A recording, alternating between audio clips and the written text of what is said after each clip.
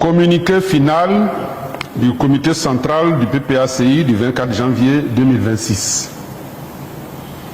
Le comité central du Parti des peuples africains Côte d'Ivoire, PPACI, s'est réuni le samedi 24 janvier 2026 en sa première session ordinaire sur convocation et sous la présidence effective de son Excellence M. Laurent Gbagbo, président du parti, à son cabinet 6 à la Riviera à Toban, de 16h à 18h. Cette session était élargie au président des organes et des commissions du parti.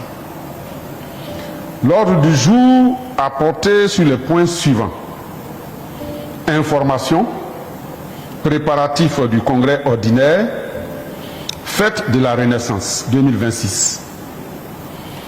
Dans son allocution d'ouverture, le président Laurent Gbagbo a d'abord indiqué que cette session du comité central a pour objet principal de fixer la date de la tenue du premier congrès ordinaire du parti.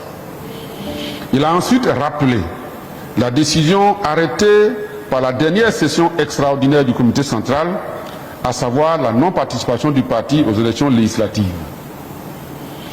Analysant la situation nationale au plan politique, social et économique, le président Laurent Gbagbo s'est dit profondément préoccupé et inquiet pour la Côte d'Ivoire, au regard des problèmes socio-économiques aigus, tels que la mévente du cacao, l'augmentation de la TVA sur les produits de première nécessité que l'on observe actuellement.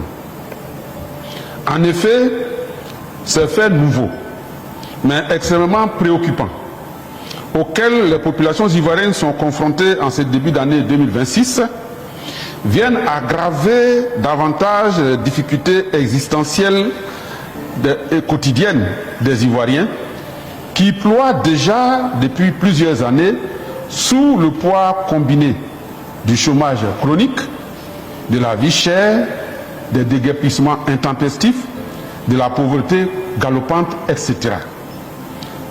À ce tableau déjà peu reluisant s'ajoutent des arrestations et détentions arbitraires des citoyens ivoiriens pour leurs opinions politiques et qui ont cours depuis des années et se poursuivent encore aujourd'hui après les périodes électorales.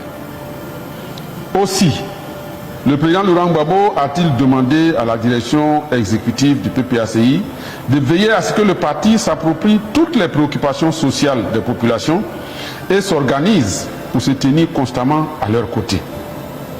Le comité central a également entendu une communication de la coordination générale de l'initiative pour la libération des prisonniers politiques et des prisonniers d'opinion, IELPO. Il en ressort que le parti compte aujourd'hui près de 1600 détenus d'opinion.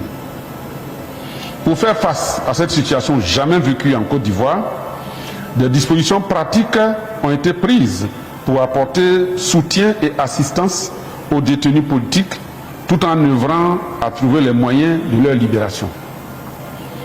Le comité central a été ainsi informé de la collecte de fonds sur le terrain dans le cadre de l'opération « Je donne 1000 francs pour les prisonniers politiques » initiée par IELPO, en direction des militants de base, pour le soutien juridique, médical, matériel et financier aux prisonniers d'opinion. Le président Laurent Gbagbo, revenant sur la situation des militants qui ont choisi d'outrepasser la décision du comité central en se présentant aux élections législatives, a tenu à rappeler que celui qui n'apprend pas dans l'opposition à se conformer aux règles établies par les statuts et règlements intérieurs de son parti ne respectera pas la Constitution et les lois de la République quand il arrivera au pouvoir. C'est un exercice auquel l'on doit se soumettre pour se préparer à exercer le pouvoir d'État.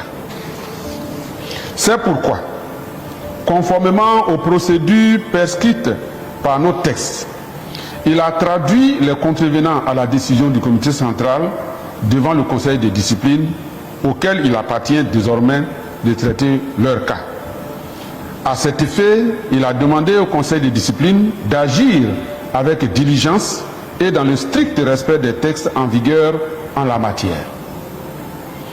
Analysant les derniers développements de l'actualité politique nationale, le PPACI, profondément attaché à la défense des valeurs démocratiques et républicaines auxquelles le président Laurent Gbagbo a consacré toute sa vie, dénonce la gestion patrimoniale du pouvoir dans les plus hautes sphères de l'État. Au regard de toute cette situation, le comité central réaffirme l'opposition du PPACI au 4e mandat anticonstitutionnel. Le parti demeure conforté dans son choix de poursuivre son combat, félicite ses militants pour avoir fait preuve d'un esprit de discipline exemplaire. Ils ont rigoureusement observé le mot d'ordre du comité central, refusant de se faire ainsi complice d'une énième violation de la Constitution en s'abstenant de participer aux dernières élections législatives qui sont le prolongement indéniable du braquage électoral observé à l'élection présidentielle d'octobre 2025. Examinant le rapport de synthèse de la tournée nationale d'information et d'échange organisée par le parti les 20 et 21 décembre 2025, le comité central a endossé les conclusions et recommandations de la base qui s'est fermement opposée au départ du président Laurent Gbagbo de la tête du parti dans le contexte actuel. En conséquence, le comité central demande au président Laurent Gbagbo de surseoir à sa décision de se retirer et de poursuivre sa mission à la tête du PPACI. Au titre des préparatifs du premier congrès ordinaire et de la fête de la Renaissance, le comité central a entendu une communication de la direction exécutive du parti proposant, au nom du secrétariat général, les dates du vendredi 15 et samedi 16 mai pour la fête de la Renaissance et le congrès. Un large débat a été ouvert qui a permis aux membres du comité central de s'exprimer sur les différentes questions abordées par le président du parti dans son mot d'ouverture et sur les communications de la direction exécutive. À la suite de ce débat, le comité central a arrêté les décisions relatives à ces points discutés. Ainsi, le comité central, conformément à ses attributions, a décidé de convoquer le premier congrès ordinaire du parti le 15 mai 2026.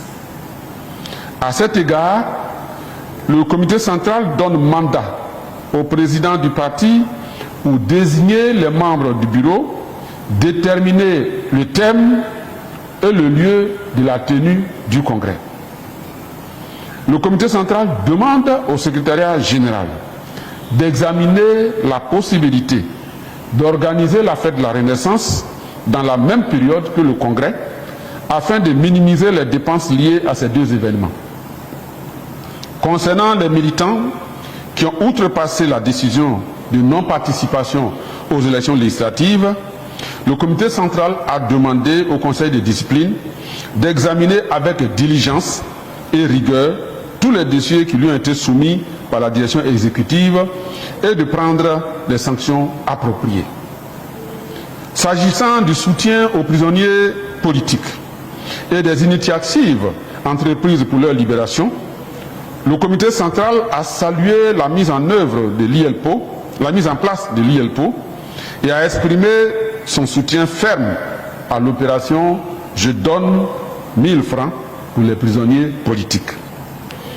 Le comité central engage la direction exécutive à organiser des missions d'information et d'échange sur l'ensemble du territoire national en vue de remobiliser toutes les bases du PPACI en prélude à la fête de la Renaissance et au premier congrès ordinaire du parti. Le comité central reste saisi de l'ensemble des diligences ainsi confiées au secrétariat général du parti. Fait à Abidjan, le 24 janvier 2026, le comité central.